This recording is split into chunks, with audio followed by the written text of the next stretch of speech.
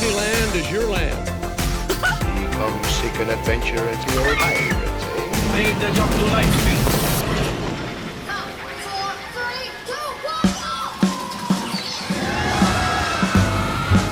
Welcome to the Disneyland Weekend Update with the Disneyland Beat. I'm Amy. And I'm TC. With school not yet out for summer and spring break all wrapped up, crowds were not that bad this past week at Disneyland. Enjoy it while you can. Grad nights are right around the corner. Coming up this next week at Disneyland, there is a Star Wars After Hours night on Wednesday, May the 8th. It's going to start at 9 p.m., closing Disneyland to other guests. Star Wars Night has been a huge success so far. One of our favorite additions to the sold-out night has been the introduction of Chop, the awesome droid from Star Wars Rebels that we expect to see in the upcoming Ahsoka series as well. In fact, C-3PO, R5, and R2-D2 were all about. There's another after-hours ticketed event happening Friday, May 10th at Disney California Adventure. The park will close early at 9 p.m., though we did notice there is a World of Color 1 performance happening at 8:30. We've not been able to get a bunch of information on what this is, so it's likely a private or an in-house event. But be aware, DCA is going to close early Friday. Mantis is joining the Guardians of the Galaxy Awesome Dance-Off for a limited time as the movie is in its opening weeks. It's a cool and fun addition, though we don't expect it to last for long. The dance-off happens in front of the large Mission Breakout sign with 6 shows running a day.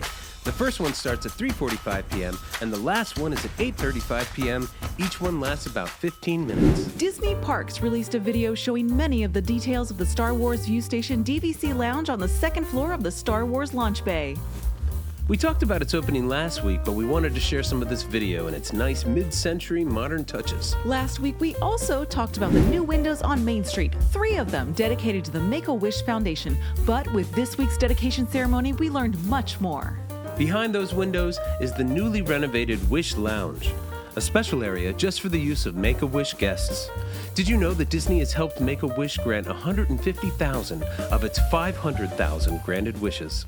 There is some positive motion again on Disneyland Forward, the proposed expansion of the park which would rezone parking lots into space for more attractions. Disney has started a series of community meetings, most of them taking place in local parks around Anaheim to discuss the expansions, promoting the idea to the public and getting feedback from local interests. The original idea has some land dedicated to expanding Disney California Adventure. Another section would add to Disneyland, and yet another site would become hotel and retail space.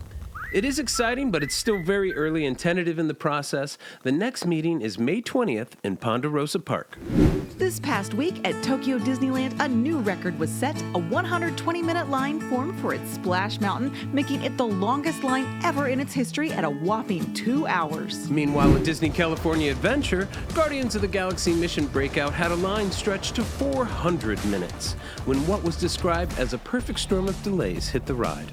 First off, the ride had some technical issues with an elevator shaft shutting it down. Then, the entire ride had to be evacuated and several guests escorted off the property. A really dangerous and quite juvenile trend of trying to ride without a seatbelt was again the problem. If you do this, you're going to get hurt or you're going to get caught. If you see someone do this, please let a cast member know immediately. Don't tolerate this behavior.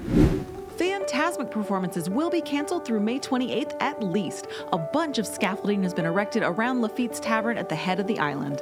Tom Sawyer's Island is open, however. It's just partitioned off around Lafitte's Tavern, and to be honest, it doesn't look like it's that damaged.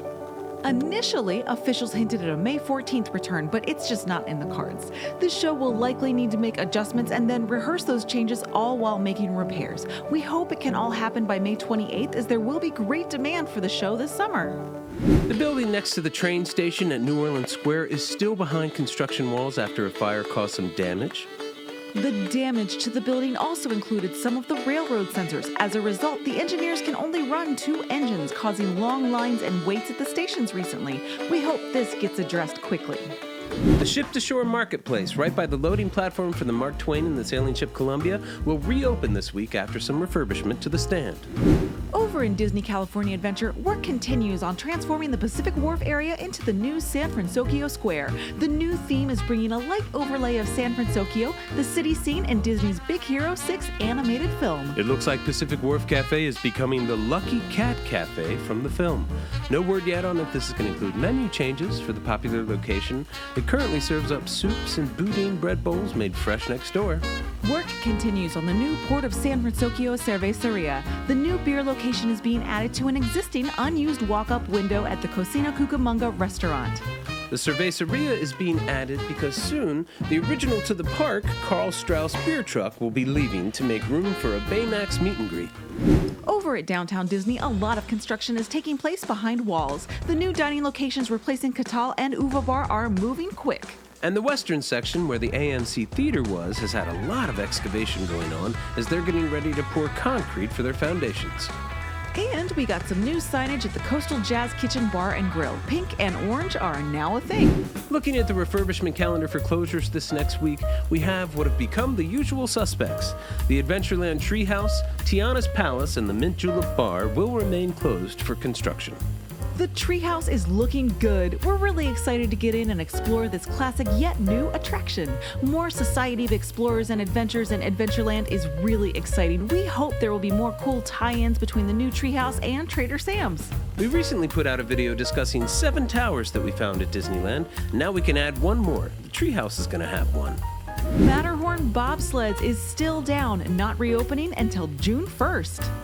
And over at DCA, the Silly Symphony swings are still closed. They will not return until May 18th. We heard last week that the 3 dark rides in Fantasyland that share the same building, Mr. Toad's Wild Ride, Alice in Wonderland, and Peter Pan's Flight will be closing for refurbishment Monday, June 5th. But we know for how long, at least for 2 of them, that is. Alice in Wonderland and Mr. Toad's Wild Ride will reopen the following Thursday, June 8th, so they'll only be closed for 3 days. Peter Pan's Flight has not yet been given a reopening date.